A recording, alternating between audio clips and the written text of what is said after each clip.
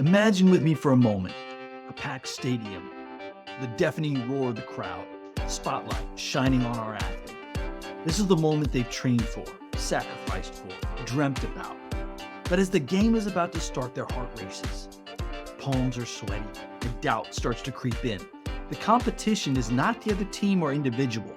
The opponent is themselves in the game being played. Many athletes face this type of situation or something similar. In this case, performance anxiety is an opponent that can rear its ugly head at inopportune times. If you've had similar experiences, you're not alone. Performance anxiety is a tough opponent that can affect even the most seasoned competitors. It knows no emotions, no boundaries, doesn't care about the age of the athlete. It affects athletes of all levels, from beginners to elite professionals. Hey there, athletes. Welcome to Mental Game Mastery. I'm Coach P. Today I want to start a two-part series.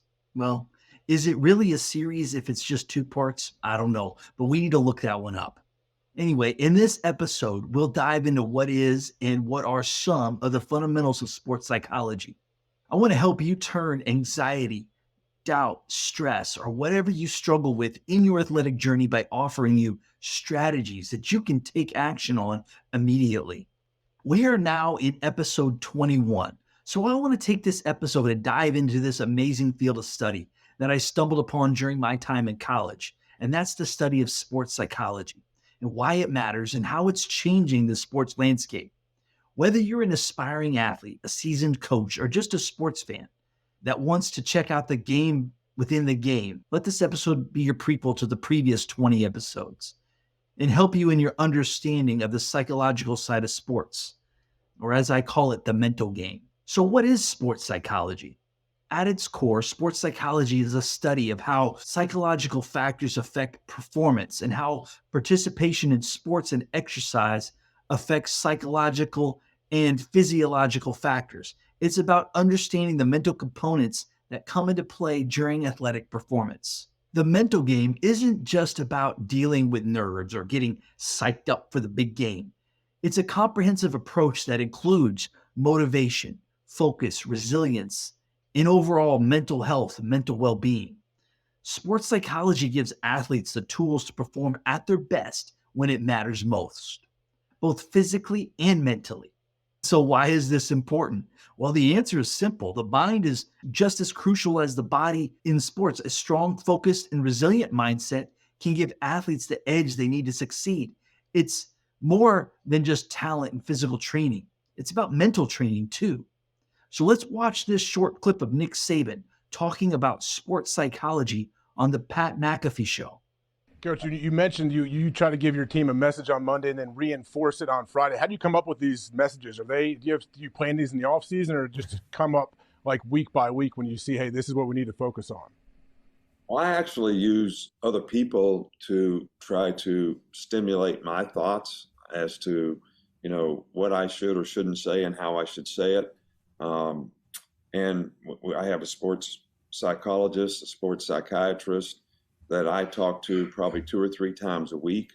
And between us, between the circumstance that you're in, the team that you're playing, the outside noise that most people are hearing, including your team, you try to come up with a message that is a positive one to help them move forward. So I don't try to invent all this stuff on my own. Now, but we had like 14 speakers in fall camp, and a lot of them were inspirational speakers. I sit in the front row every day and I take notes on everything that every guy says. And if there's any bit of that information that I could use down the road to reinforce to players, because they're going to hear it, but they're not going to remember it 2 months from now.